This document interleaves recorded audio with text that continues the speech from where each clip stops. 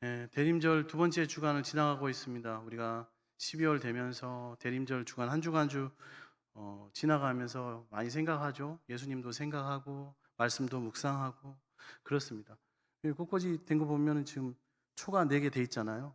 초가 4개 돼 있는 이유가 있죠. 그래서 첫 번째 주는 기다림과 소망의 촛불을 키우고, 두 번째 주는 회개의 빛, 평화의 촛불을 키우고, 세 번째 주는 사랑과 나눔, 기쁨의 촛불을 피우고, 네 번째 주는 만남과 화해 그리고 사랑의 촛불을 피우는 의미를 가지고 있죠. 한 주는 소망을, 한 주는 평화를, 한 주는 기쁨을, 한 주는 사랑을, 그리고 마지막 성탄절은 생명을 우리에게 의미하고 있습니다.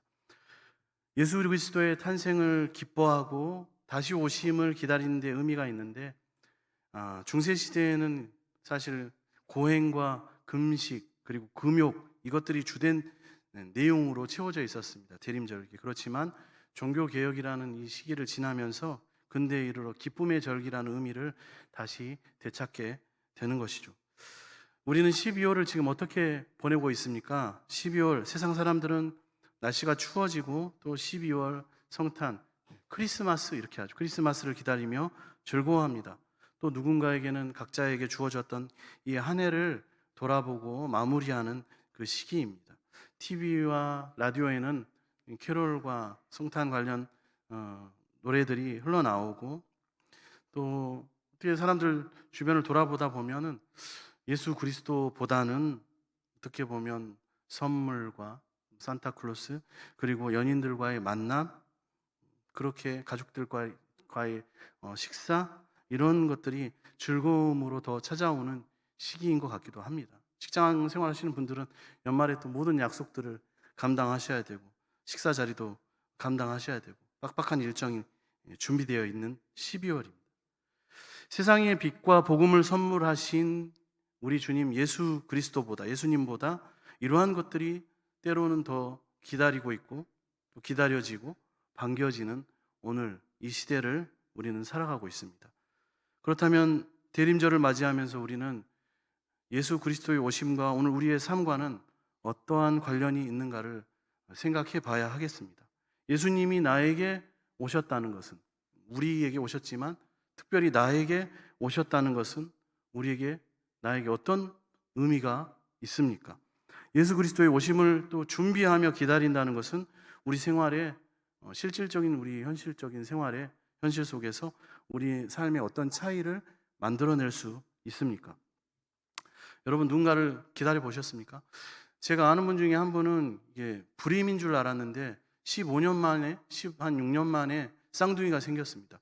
아이가 안 생기니까 입양을 해가지고 딸 아이를 입양해서 키웠어요. 요즘은 뭐 입양을 선물이다, 하늘에서 별을 따가지고 왔다, 뭐 이렇게 표현하기도 하잖아요.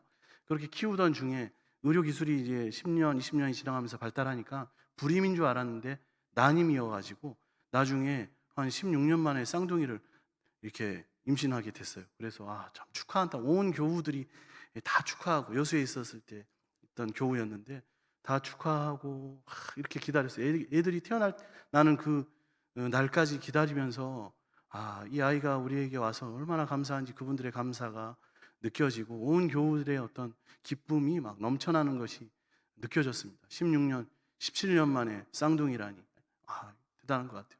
그러면서 그 아이가 왔을 때 무엇을 할 것인가 이제 막 준비하기 시작하죠. 그 아이들을 키우기 위해서, 갓난아기가 우리에게 온다는 그 사실을, 날짜를 알고 있으면서 아이들을 위해서 준비하는 것들이 여러 가지 있지 않습니까? 뭐 조그만 옷부터 신발, 필요한 것들을 다 준비하게 되죠.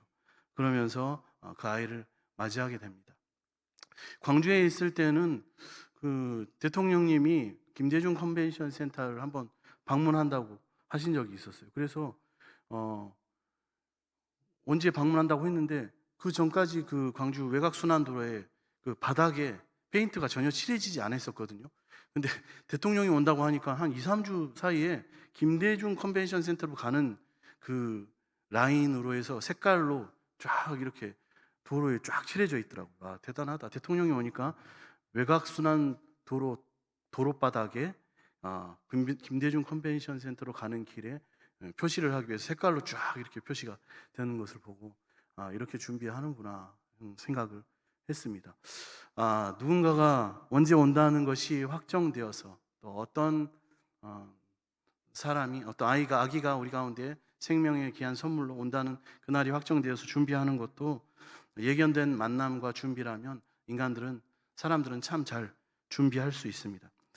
사람과 사람 사이의 만남도 이러하고 준비할진데, 이 땅을 구원하실 우리 예수님을 기다리는 이 대림절 기간에 우리는 어떤 마음으로 예수님을 기다리고 있고 또 무엇을 여러분 지금 준비하고 계십니까? 대림절은 기다림의 절기입니다. 우리 기독교 신앙은 기다림의 신앙이죠. 하나님을 기다리는 신앙이고, 삶의 매 순간 하나님의 구원을 기다리는 그 마음의 가난함이 우리의 신앙을 나타내는 지표가 됩니다. 얼마나 주님을 내가 가난한 마음으로 지금 갈망하고 있는가. 이 기다림은 기다리는 사람과 기다리는 그 대상과의 관계를 규명해주고 나타내줍니다. 아무런 상관이 없는 사람은 오든지 말든지 신경 쓰지 않습니까? 않지 않습니까? 그러나 내가 너무나도 기다리는 사람이 오게 되면 우리는 그 사람과 나의 관계가 규명되는 거죠. 내가 그분을 기다리며 준비하는 모습을 통해서 좀 더 특별한 관계, 좀 더 친밀한 관계 안에서 기다림은 정말로 설레임이 되고 소망과 기쁨, 그리고 감사가 넘쳐나며 기다림 자체가 즐거움이 되는 것입니다. 우리가 기다리는 대상인 이 메시아는 누구입니까? 그분은 구원자이십니다. 우리의 생명의 주관자이십니다. 나에게는 길이 되시고 진리가 되시고 소망이 되시고 삶이 되시며 우리의 전부가 되십니다. 그럼 우리가 기다리는 하나님, 어떻게 우리에게 구원이 되십니까? 오늘 본문 말씀에 보면은 앞부분에 33장 1절에서 13절 내용을 보면 시위대 뜰에 묶여있는 상태에 놓인 예레미야가 등장하고, 그에게 하나님이 이렇게 말씀하십니다. 내가 심판하였으나 이제는 다시 회복시키겠다. 회복의 은혜를 너희에게 베풀겠다라고 말씀하십니다. 이스라엘 백성이 회복될 그날에 하나님이 세우셨던 다윗 왕의 가문이 회복되고 영원한 이스라엘 왕권의 회복을 약속하시는 하나님의 말씀이 바로 오늘 본문 말씀인 14절에서 16절 말씀입니다. 이 말씀은 이전에 벌써 한번 동일한 내용으로 나왔던 적이 있는데, 그 부분이 어디냐면 예레미야 23장, 오늘은 33장인데 23장 5절 6절에 보면 예언한 메시아 예언과 동일한 내용이 등장합니다. 읽어드리겠습니다. 여호와의 말씀이니라. 보라, 때가 이르리니 내가 다윗에게 한 의로운 가지를 일으킬 것이라. 그가 왕이 되어 지혜롭게 다스리며 세상에서 정의와 공의를 행할 것이며 그의 날에 유다는 구원을 받겠고 이스라엘은 평안히 살 것이며 그의 이름은 여호와 우리의 공의라 일컬음을 받으리라. 아멘.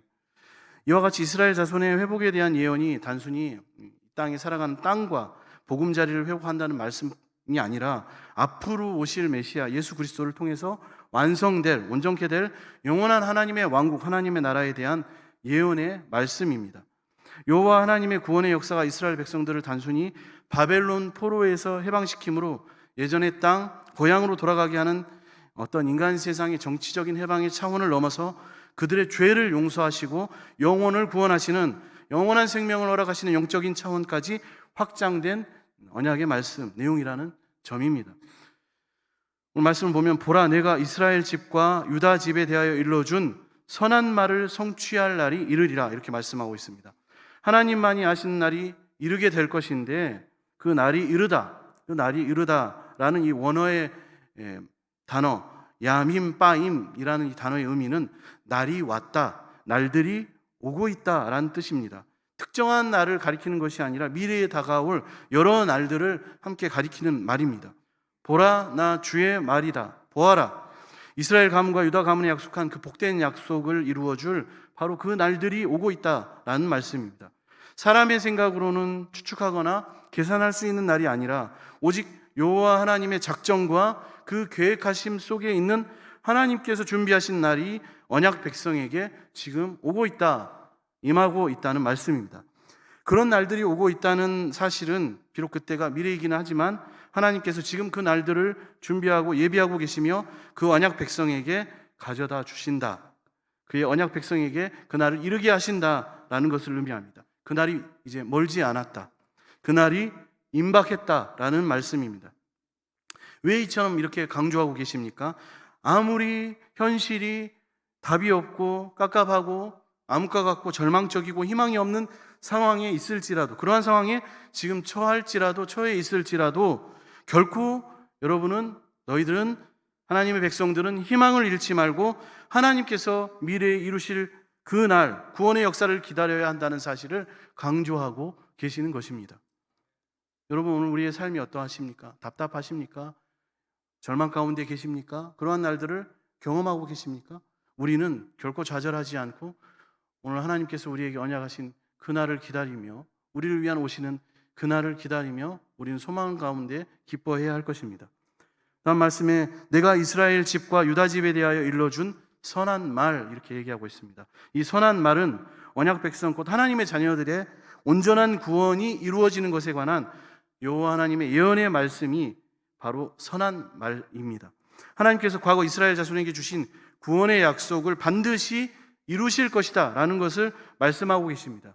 여호와 우리 하나님은 하나님께서 하신 말씀을 번복하지 않으시고 반드시 실행하시는 신실하신 전능자임을 우리는 알고 있습니다. 민수기 23장 19절 말씀에 하나님은 사람이 아니시니 거짓말을 하지 않으시고 인생이 아니시니 후회가 없으시도다. 어찌 그 말씀하신 바를 행하지 않으시며 하신 말씀을 실행하지 않으시랴. 아멘.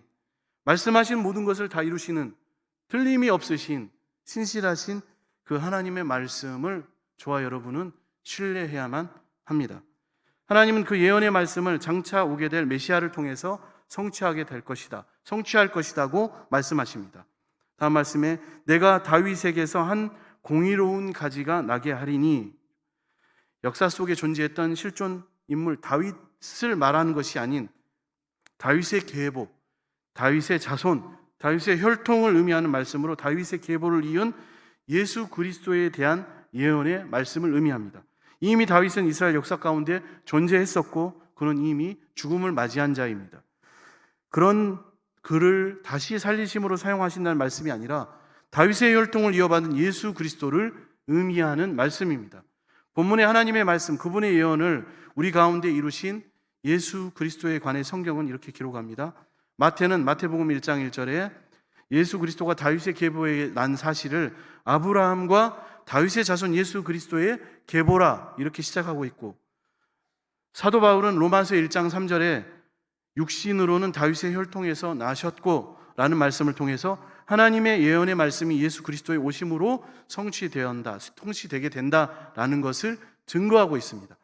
단순히 육신적인 의미로 다윗의 혈통에서 나셨다라는 의미뿐만이 아니라 구약시대 하나님을 대신하는 이 땅의 통치자, 하나님이 세우신 왕 가운데 가장 이상적이며 존경받는 이가 바로 다윗이었다는 점과 그 다윗의 통치를 이어받아 계승해서 하나님 나라를 완성시킬 왕으로 메시아가 예수 그리스도가 오신다라는 사실을 의미하고 있습니다. 그 다음 말씀에 그가 이 땅에 정의와 공의를 실행할 것이라, 이렇게 말씀합니다. 하나님 나라가 도래하여 이루시는 평화는 하나님 그분의 속성이 온전히 나타나는 나라입니다. 이때 하나님의 속성, 하나님의 특징은 바로 방금 말씀에서 말씀하신 공의와 정의입니다. 정치적으로 합당한 결론이 내려지고 사법적으로 정의로운 판결이 내려진다는 의미를 뛰어넘어서서 모든 사람의 평안과 평강, 그것을 보장하는 하나님의 통치와 다스림이 이루어지는 나라가 된다는 뜻입니다. 메시아의 다스림은, 예수 그리스도의 다스림은 곧 하나님의 이러한 공의와 정의를 이루는 다스림이 될 것이라는 의미입니다. 메시아의 통치는 이방 왕들이나 구약시대 이스라엘 왕들이 다스렸던 통치와는 달리, 인간의 통치와는 달리 하나님의 통치하심을 구현하는, 드러내는 것이 될 것이라는 말씀입니다. 하나님으로부터 축복을 받을 수 있는 바로 그 방향으로 이끄는 왕이 되실 것이라는 말씀입니다. 예수 그리스도는 이러한 정의와 공의의 실현이 바로 이 땅에서 이루어지게 될 것이다 라고 말씀합니다. 먼저는 유다 왕국에, 그리고 하나님의 자녀들에게, 그리고 더 나아가 온 세상이 그리스도의 통치를 받는 바로 그런 세상이 우리에게 도래하게 될 것이다 라는 말씀입니다. 지금까지는 불법과 불의와 부정과 거짓과 이러한 모든 것들이 판을 치고 악이 횡행했는데, 그래서 절망에 빠질 수밖에 없고 고통으로 가득할 수밖에 없는 삶을 살아왔는데, 이제는 메시아의 예수 그리스도의 오심으로 말미암아 정의와 공의가 구현되는 거룩하고 복된 땅이 될 것이다 라는 것을 약속해 주시는 말씀입니다. 얼마나 우리에게 소망이 되고 희망이 되는 말씀입니까? 그 다음 말씀에 그날에 유다가 구원을 받겠고 이 성은 여호와는 우리의 의라는 이름을 얻으리라 라고 말씀하고 있습니다.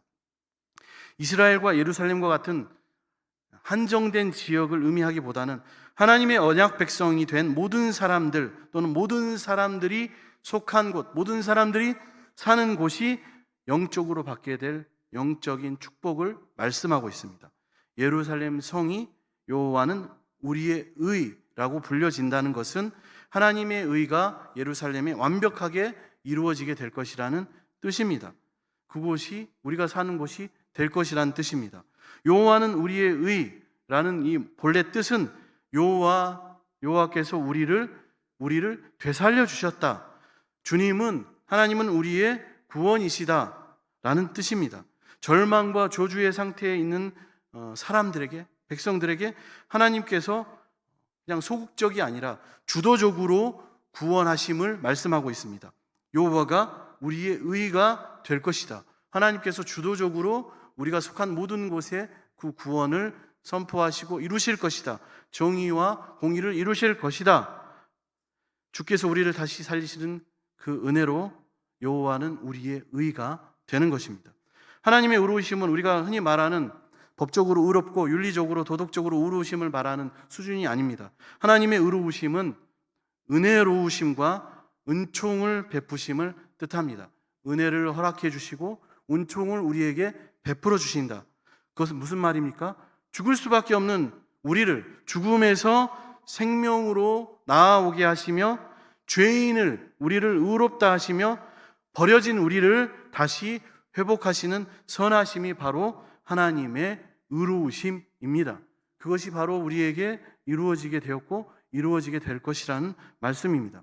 이로써 하나님 나라에 살게 된 하나님의 백성들이 고백하기를 우리에게는 의로움이 전혀 없었지만 하나님의 구원하심으로 우리가 의롭게 되었습니다 라고 말하게 되는 나라가 도래합니다.